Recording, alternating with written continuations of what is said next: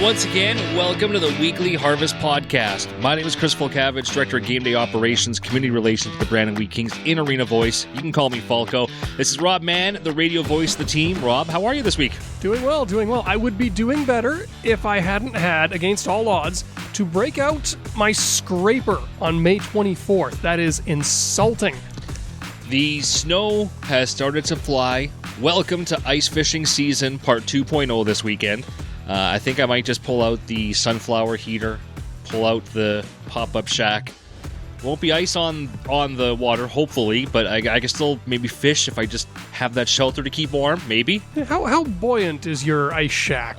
This is going to be a crazy weekend. But welcome to Winter 3.0 as we get set for this podcast here, as we talk about the summer and what's supposed to be the off-season. Ironically. and all the hot weather and whatnot. Our guest this week will be Marty Murray, GM and head coach of your Brandon Wheat Kings. We'll catch up with him in a few minutes. Before we get into that, Rob, since we've last talked, the Moose Jaw Warriors have in fact swept Portland on their way into the Mem Cup, and that tournament begins tonight.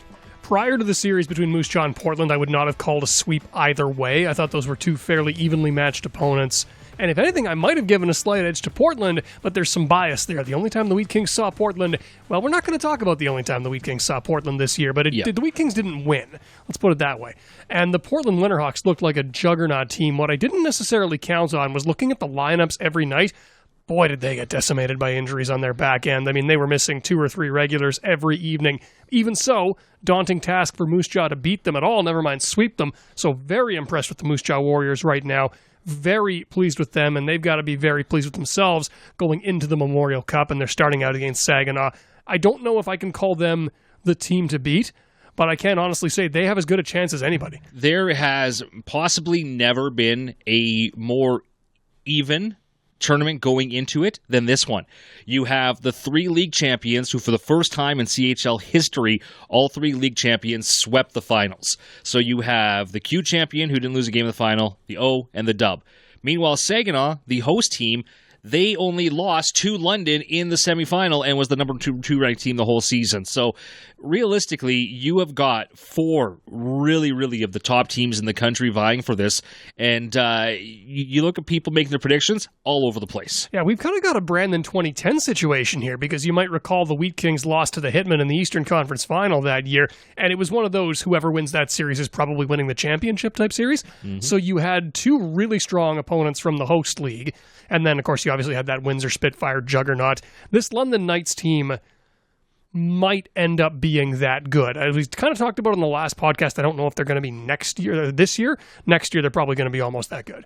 As for the Q, we're maybe not quite as well versed with the Drummondville Voltigeurs, and them missing Maverick Lamoureux is really going to hurt first rounder by the Arizona Coyotes, who still existed at that point in time.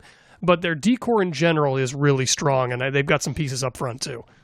It reminds me even of the year when we won the championship. It was versus Red Deer. They beat them in the East Final, and Red Deer hosted the Mem Cup. So could have been the same thing that year as well. But it'd be very, very interesting. One cool thing to look out for if you are watching the Mem Cup broadcast this weekend is at some point they're going to do a catch-up series, a speaker series, with a couple of former Wheat Kings who are being flown out to Saginaw. It's going to be Jake Chason and Calder Anderson who are going out there. And Rob, they're going to be talking about that incident that made international news at the time, when back in December of 2022, when it was Calder Anderson, Nolan Ritchie, Jake Chason, and Ben Thornton who intervened and stopped a suicidal man from jumping off of the bridge here in Brandon.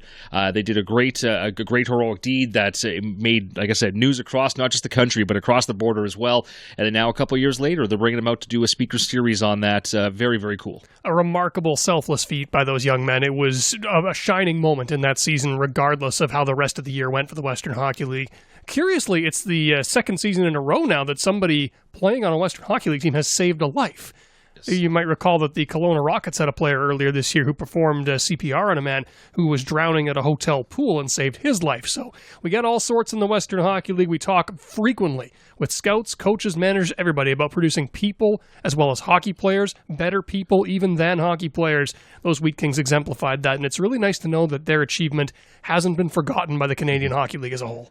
Yeah, so watch out for that. I'm not sure how it's going to work into their broadcast, but I know they are doing it there this over the next week, so hopefully they'll have some kind of coverage on that.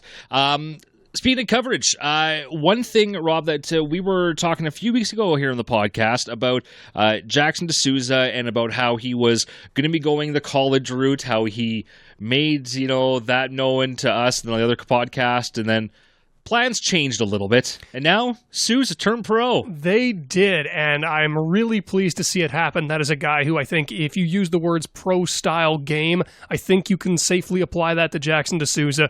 Simple passes, physical game, sacrifice all for the team. That was always who he was, and the fact that he came to Brandon ended up working out really well for him. This was something he and I talked about after he had signed on with Lillehammer in Norway. He actually ended up on the team that is coached by Dominic Peter's dad. So Jakob Peter was in Brandon watching the Wheat Kings play, I guess really liked Jackson D'Souza's style, had a real eye for it. They were in communication throughout the year from then on, and when the time came, choosing between, I believe, an Ontario-based school and going pro in Lillehammer, it ended up being that Souza's going to Norway. And what an amazing place to start your pro career, hey? Anywhere in Scandinavia would be absolutely incredible. Yes. But if you're over there, some of the scenes, it looks absolutely beautiful. Doesn't hurt, by the way, that you've got kind of a built-in friend to help you get acclimatized, because Jackson was telling me that he's been to Europe before, but only for like a week here, a week there. A vacation, in other words. He's going to be living there now. And he's going to sympathize, I'm sure, a great deal with Dom Peter, who had to do it the other way around, about what a culture shock that's going to be and how things are going to change for him. So having someone there to help him settle in is going to be huge. Honestly, knowing him and his attitude, he's going to be fine. They're going to love him there. They're going to love him there. He could just be what? Help me out, please? And it'll be good. If Vegas is offering odds on who wins the community award for Lillehammer in Norway next season, you might make yourself some money. I'm telling you, you better start playing some of the what was the song he was doing all the dancing to with the kids? Oh, there was more than one, but his was Footloose. It was Footloose. There was another one I was thinking of. Footloose for sure was one. Anyway, he's had a few. He is a line dancer. He likes to have fun. So, anyways, congratulations to Jackson D'Souza on him turning pro. We are going to talk more with just us, but we're already, we're like only about 7 minutes in, but I know people, they want to hear from Marty Murray. So, joining us now via Zoom digitally in the Wheat King studio, we have Wheat King General Manager and Head Coach Marty Murray. Marty, how are you? I'm doing well. How are you guys doing? We are doing all right, dealing with the weather that we have to in Manitoba. Yeah. We were kind of just briefly talking off air, but it's not quite so bad where you are right now. Yeah, I'm down further, far enough south in South Dakota. It's not snowing. That's what I woke up with some pictures on social media showing what we're getting in Brandon and surrounding areas. So we don't have that here. It's a little chillier today, but thank goodness there's no snow. So hypothetically, if I had a friend who was thinking of moving to somewhere where there's no snow, how hard was it to get a green card or get set up there? Well, you got to follow my path and marry an American. That's a good start. Okay, that's actually some good advice. Although we do know of somebody in our line of work who kind of tried that route and ended up having to jump through hoops anyway. Shout out to Craig Boschman with Tri-City Americans. That's true. That's true. I think he's got some decent weather here right now. Marty, last week on the podcast, we had Chris Moulton on, and we went through pick by pick and got a real good hockey sense of the breakdown. Judging by what Moulton said on the pod, generally went in with a thought that this was a draft that it wasn't exactly high end in terms of a huge amount of guys at the top, but generally it was an overall very strong draft. And when he came out of it, said they were very, very happy with the picks that you guys did get. Yeah, for sure. I think first and foremost, our scouts did a tremendous job this year of grinding out in the arenas, led by Chris. Obviously, that's where the foundation of your organization starts. Is those folks willing to spend their nights and weekends in rinks and identifying players. So, we really appreciated all the hard work that they put in. throughout the course of the hockey season. But yeah, I mean, I think just looking back at the 2 drafts I've been a part of, I think, some high end kids in the 08 group, and there certainly was this year too, but maybe it was spread out a little more. An area of focus for us. We were a little D heavy last year, we thought. So, trying to get some offense, and I think we accomplished that, and as well as some a good mixture of other things as well. You talked about it there. You want a mixture of some things, but was there, in addition to any thoughts you had on the positions, was there any running theme of the picks for you? Any one quality that all these guys exhibited that made them more attractive to the team? Well, I think, you always look at compete and, work ethic and stuff. And, you can have the most skilled guys in the world, but if they don't have that fire in their belly, they tend to not be very effective. So, we want competitive players. One thing I was really impressed with is all our homework and people reaching out on how good, I think, every player we draft, how good of a kid he is. So that was encouraging to see. Obviously it's important for us to not only get good hockey players, but good people as well that are going to be good citizens around the city of Brandon, good ambassador for our youth. So I think we checked the boxes there. And then, like I said, we identified maybe some skill in the first couple picks, and we felt we got that with Serkend and Baffle. Now, we're not going to go through pick by pick and get your thoughts on each and every guy, but I do want to talk at least about the first couple of picks with you, Marty, and you kind of touched on how great it is for your staff to spend all season in these rinks across the western provinces and down in the States, scouting these guys, watching them. I know that with your schedule being obviously very busy with the team, but even that being said, there's still a number of weekends I know that you're bouncing around rinks and you're watching some of these guys as well. Did you have a chance to see Chase Serkan play this winter? Because I know that you did with Bethal, and we'll get into him next. But with Chase, did you happen to see him? I didn't see Chase live with my own eyes. Obviously, I watched him on video quite a bit, but we had a ton of eyes on him with our Saskatchewan scouts and Moltz and Yorkie there with their crossovers there. So we had a lot of eyes on him, and just watching video, I mean, it's pretty obvious he's has a special set of skills and elite hockey sense. And one guy that I know that you did get to see at least a couple of games is Prab Bethal, coming out of Winnipeg, who turned a lot of heads in the league here this year. Yeah, you know what? To be honest with you, we were kind of surprised that he was available when we drafted him.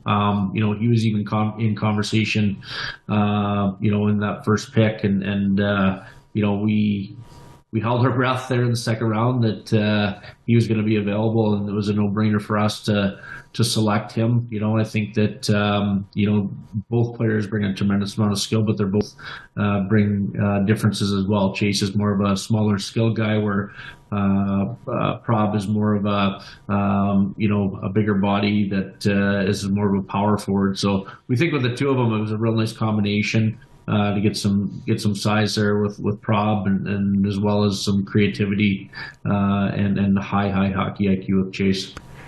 Given the sheer volume of points that Chase Serkan put up during the season, this might be a tougher question to answer, but is there an offensive tool in his toolkit that really leaps out at you as special? Maybe one thing that he particularly excels at?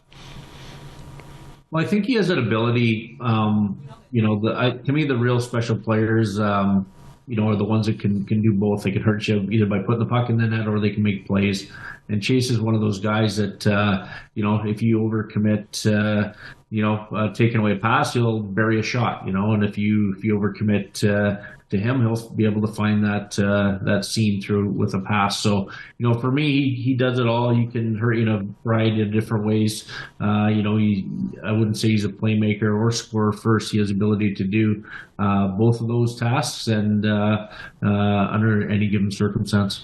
Now, there's one thing I want to hone in on here with Prab Bethal, because we talked a bit about it with Moltzy, and that was the gap between him offensively and his next closest teammate. When you're scouting a player and you see a guy who is that far removed from the next closest scorer on his team, what does that tell you about a player, and what might that make you think about him going forward?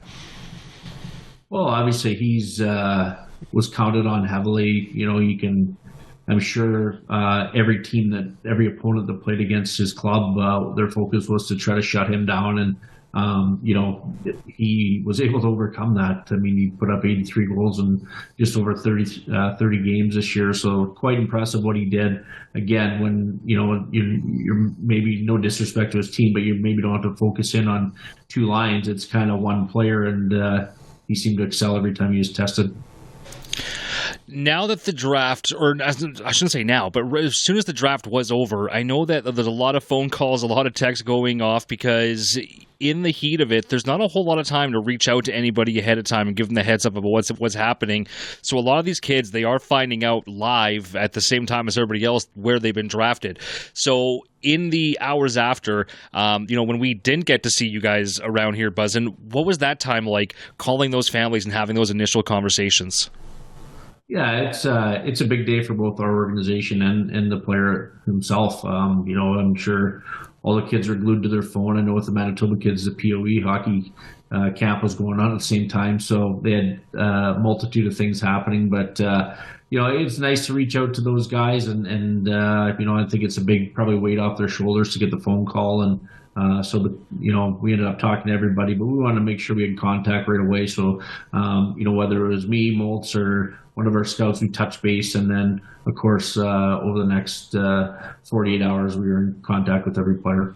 It's funny you should mention the POE, because I was talking to Easton Turco a bit last night, and he told me that he was actually on his way into the POE when he got the phone call from one of the Wheat Kings scouts, followed immediately by a phone call from his brother. Did you get a chance to talk to Brady at all about what kind of player Easton might be?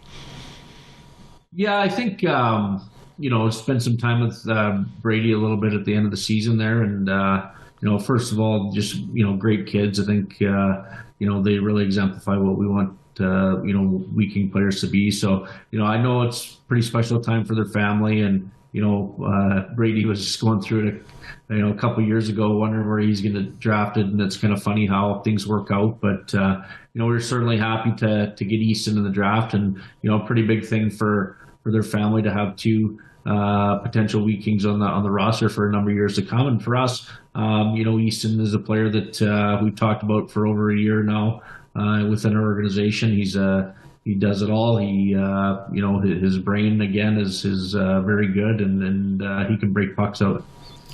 Very excited to see, a good crop of local picks. Nice to see the scouts doing their job and finding us guys from other provinces across here. But when it's all said and done, that's got to be, I would imagine, a part of the conversation, Marty, is that you guys want to have a nice balance of Manitobans and local and backyard while trying to find those guys that would be excited to come out here and play. Yeah, no question about it. I think when you're playing opposing teams and they're coming into Brandon and they got a wealth of Manitoba kids on their team, or in particular Brandon or Westman kids, that kind of kicks you in the gut a little bit. So focus for us is on Manitoba. It's been a strength of the Wheat Kings for decades now. In saying that too, you want to make sure that you have a job to do to try to get the best players, and you got to kind of park that a little bit aside and making sure you're trying to draft the right players at the right time. And it just so happened where we were able to pick, especially in the third and fourth round there, to get two local kids at where we felt strongly about taking them, and it just worked out. And again, everything seemed to fall in place on draft day, and we're real thrilled with the outcome. Now, that we should mention is not the only draft taking place in that window of time. May 9th, of course, is the prospects draft. May 8th, that's the United States priority selection, and you've got a couple of picks every year out of that. What are some of the challenges of dealing with players coming from south of the border when you're having to scout over what seems like a really broad geographical range? Yeah, I think the biggest challenge there is just them having education on the Western Hockey League. I think a lot of times they're born into NCAA in college and things like that. So, that's certainly a challenge. It's hard to figure out what approach you're going to take on draft day. It's you swing for the fences and probably have a limited chance of getting them, or do you draft kids that maybe have a relationship with, and you can use some networking to try to recruit them. But with these two kids in particular, we feel like we maybe got both. It just so happened that the Grub kid that we drafted in the first round is a Minot guy. I lived in Minot for 20 years and friends with his dad and seen the kid grow up in the rink. So there's a little relationship there. It doesn't stamp it by any means, but I think it certainly helps. And same with Ethan Sung. Jared got to know the family a little bit over COVID when they were down south and got skating a little bit with Ethan. So there's that relationship. So both elite hockey players. I think they're two of the top players taken in the U.S. draft. But it's also nice to have that little bit of relationship there to kind of kickstart it. And we'll see where it goes. Those would be two big ads for us if we could get them signed. One thing that I found interesting was once the draft is over, the amount of scouts who are, I should say after the Wheat King portion of the draft was over, the amount of scouts who are still following along and tracking players, it's like a whole secondary thing because then all the camp invites can be sent out and you start to list guys.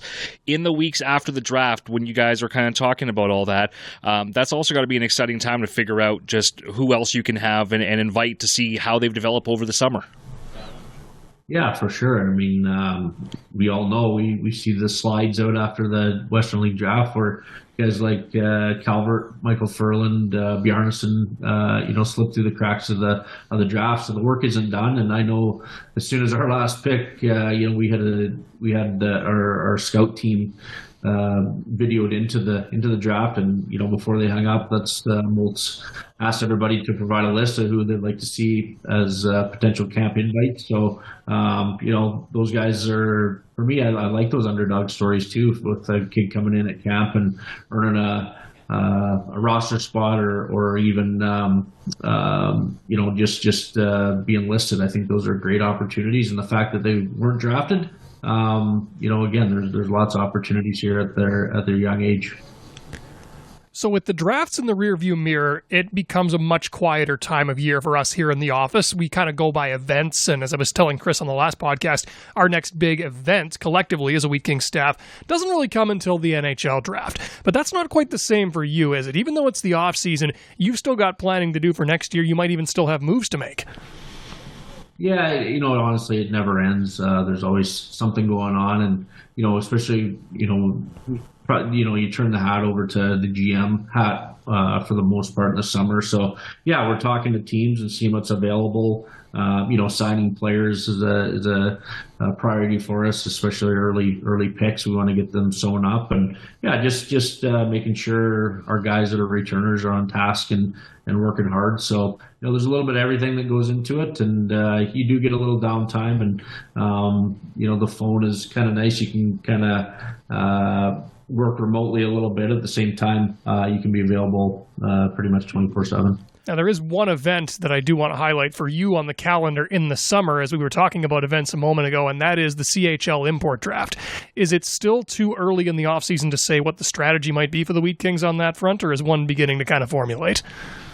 Yeah, again, it kind of goes back to what I just said about talking to other teams and seeing what might be available. So, if we were to make a trade or two, that could dictate the position that we're looking at acquiring a player in the import draft. So, we're using our network and talking to agents, scouts, things like that, and trying to compile a list of potential candidates to play as imports for us. And I think the way trades are shake down here over the next few weeks will probably dictate by position what we're looking for. Have you talked to Charlie Ellick before he's gone off to the draft? I just had a series of texts with him and stuff, and he's going to be a busy man with the combine and all the interviews and things like that. So he capped off the season obviously with the U18 gold medal, and that's huge and a huge confidence booster for him, and hopefully that raises his stock in the draft. And exciting time for Charlie and his family, and it's also, I think, nice for him, much like the younger kids, just to kind of put it behind you, see who drafts you, see what organization you're going to be a part of, and just focus on playing hockey. So it's a pretty stressful season, the draft year, for draft eligible players, especially high quality players like Charlie or Nate or Carson before him. there's a lot. It's not just playing hockey. You got to juggle talking to 30 plus teams and doing interviews and constantly have that in the back of your mind. So, I'm sure for Charlie, it'll be nice to get through the draft and know what team he's going to go to and just focus on playing. Compared to back in your days, just how insanely different is it now? Well, I can speak from my own experience. I wasn't rated on Central Scouting the day of my draft, but that was the same day as my high school graduation. So, of course, I didn't go to the draft, and this is pre-cell phones and social media and stuff. So I was putting my tuxedo on, getting ready to go to my graduation, and I got a phone call from the house from Kelly McCrimmon saying that I was selected by the Calgary Flames, and that was kind of it. And I think the Flames reached out in the next day or two or whatever. But totally different now. You can see it in real time, right? Who's getting drafted. But in those days, you're relying on people like Kelly to break the news. That was a good phone call to get that day. Did anybody actually believe you there? Like, no, really, guys, I got drafted today. The Flames took me. Yeah, right, Marty. Yeah, well, I can't remember, but somebody throughout the day bought me a Calgary Flames hat, and I wore it that evening. It was like one of those ones that stood about 2 feet off your head. So a good old farmer hat, and things like that. I got a little pinhead there, so it was. I looked like I was a conductor of a train, but it was all good fun. And now this is the second year in a row that, and you touched on it there, that you've kind of been through this with a couple players on the Wheat Kings, Nate Danielson, Carson Bjarnason, Brett Hyland, all going last season. Any advice that you passed on to them that you would also offer to Charlie ahead of what's going to be a big month and a half for him? Yeah, I think just be himself, and obviously organizations are attracted to you for your style of play and your character. So yeah, just be yourself and be open and honest, and answer the questions from your heart and your gut, and I think that's the best way to make sure that it's a good fit with the organization that's going to draft you. But it'll be fun. It'll be fun monitoring the draft, and I know Charlie will represent our club very well. And hopefully there might be a couple more Wheat Kings who may or may not be like you were back in the day, and although not listed on the list, might just hear their names called as well. So knock on wood that we hear a couple more names. Absolutely, no question. So now, Marty, now that you're down, back home with the family, we talked about that, talking with with your staff. What's next on the horizon for the summer? Are you going to be going to the draft at all? It's the last one where they're kind of doing everything big in person. Or you're going to watch from home. Yeah, I haven't decided yet. Just trying to figure out schedule and things like that. So I'll either be there or watching it real close from afar. So it's an exciting time, and especially so many players from not only our team but opposing teams as well. So it's an exciting time, and certainly fun to follow. And the guys who do get selected, or for that matter, even some of the ones who don't, who end up at NHL camps, in your experience, when they come back and they've had that opportunity to work with the pros, with the conditioning coaches, the skating coaches, et cetera, is there a big jump there for those guys? Yeah, I think it's a huge understanding. One thing we talk about all the time is being a pro, and you can talk about it, but till you see, you go to an NHL camp and see how the best players in the world conduct their everyday business. I think that's a real valuable tool for them to bring back to our club, not only for themselves, but to kind of pay it forward with some of the younger guys, how to, what are guys doing before practices? What are they doing after practices to get ready for the next day? And stuff like that is just so valuable. And it's not, like I said, it's not only for that player that was attending camp, it's something that those guys can share with the rest of the group. Well, Marty, we appreciate you taking some time out today and joining us. Hopefully we'll get to see you at some point here, earlier rather than later this summer. But I know that we're all very excited, to get you guys, all the hockey guys, back up here and get some life in the building again. Right now is the furthest from hockey you can imagine. Although it's snowing outside, the rink is full of dirt, and we got the bull riding moving in tomorrow. So you're going to miss a heck of a show there. Well, if you guys get on a bull, make sure you get some video of it, please. At the Mem Cup, we actually did that. That'll be a very short video. That will be Rob gets on bull and then immediately gets injured. Although, speaking of the Memorial Cup, something you're going to be watching, Marty, paying pretty close attention to, I'm guessing? Yeah, for sure. I really... it's probably unusual to root for a division rival, but I really think Moose Jaw. It was fun to see them kind of come together as a team throughout the year, and they're representing our league, and I appreciate the way Moose Jaw conducted their business. They just played hockey. They didn't get into a lot of shenanigans. So Moose Jaw is a team that you never want to lose in the playoffs, but I thought they played a real fair style of hockey, and their sportsmanship and everything was first class. So really rooting for Moose Jaw here, and hopefully they can represent the Western Hockey League on a good note. Marty, last week we were mentioning the fact that unlike Portland, at least we took Moose Jaw to an overtime game in one of them. So yeah, it's such a funny, hockey's such a funny game, and I kind of wondered how Moose Jaw would be coming out of the Saskatoon series with 6 of the 7 games going to overtime, how much gas they had left in the tank, but they sure answered that question. And, confidence is such a big thing too, right? And, they beat the team that was pretty much number 1 all season in Saskatoon. And so I'm sure they're riding the confidence there going into the Portland series. And, to win 2 on the road, to steal home ice there was huge for them, and obviously coming back to Moose Jaw in front of their own fans, I'm sure they're pretty pumped up. Incredible scenes there. Ones that we hope to replicate here in the Wheat City once again as we get set for the 24-25 season. Marty, thank you so much for taking time today and talking with us, and hopefully we can catch up again soon. All right, thanks, fellas.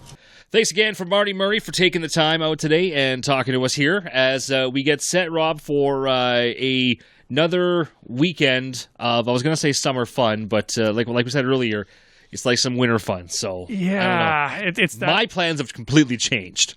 Mine, I don't know. I might still go to Ribfest. We'll see if they're still brave enough to put it on. The snow's supposed to wrap up tomorrow morning early, so they might have enough time to get it all together. I am a sucker for Southern barbecue, so if there's a Ribfest in town, I will be attending. It's book it. But we'll see if they are able to fight through some inclement weather. Inclement weather feels like far too kind of a term for this. This isn't inclement weather. This is we hate Brandon weather. This is some vengeful god trying to smite us. Well, hopefully in terms for you, for the Ribs, hopefully tomorrow it turns around. And for the kids on Sunday. So this Sunday, it is the Westman Dreams for Kids annual country fair. And it's this event that's just turned into this big, fun, free thing for the kids to get to come on out and take part of all kinds of different activities. Us with the Wheat Kings, we're going to be setting up the music and helping out with that. So hopefully if you got the kids, come on by and have fun as we got ourselves a busy summer out in the community. So look for us out and about with multiple Willie visits or staff and players. So hopefully we'll be a part of it. If you want us to be a part of your summer event, you can do so by going online at wheatkings.com, click on community, and there's like a little event donation thing right there. Let us know about it, and we'll see what we can do. Rob, you got some time coming off, time off coming up. So enjoy that, and I guess we'll do the pod at some point here. We've got some more news. Got a few things to talk about. We will have, I believe, the next time we speak, a Memorial Cup champion to salute, and we are, and this might feel a little strange to hear from a division rival, as Marty alluded to, but we are, I think, rooting for the Moose Jaw Warriors on this one. I don't think I've met any WHL fan that isn't in their corner right now. I don't know. Marty kind of said it. That's a team. They don't beat you with skullduggery or cheap shots or anything like that. Yep. That was a team that just outskilled their opponents. Okay, let's just be real here. I'm going to be real. Oh boy, here we go. Chris Falkovich about to get canceled. I don't know if I can fully get on board with them to win the Mem Cup, because I'd be really bitter to know that a team who just won their first league championship gets to win the Mem, when as the Wheat King organization has been there and had multiple opportunities. 3 times as league champion, 1 time as host.